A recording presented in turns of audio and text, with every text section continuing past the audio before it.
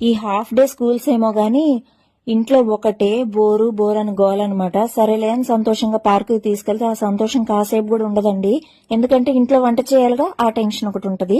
ఇంటికి రాగానే fridge open చేయగానే దేవతలాగా ఇడ్లీ పిండి కనిపించింది. అమ్మయ్య అని చెప్పి వెంటనే ఇడ్లీ పెట్టేశాను. మధ్యాహ్నం చేసిన టమాటో రోటి పచ్చడి ఉందిగా, అది వేసుకొని చక్కగా నంచుకొని తినేయచ్చు అని చెప్పి సంతోషంగా వెనక్కి తిరిగా.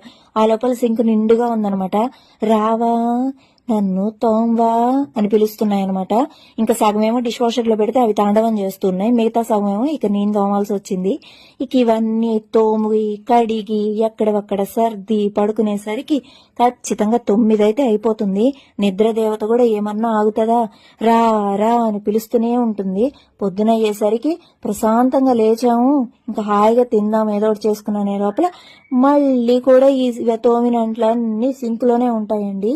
ఇలా ఉంటదన్నమాట ఆడవాళ్ళ పరిస్థితి. మీది కూడా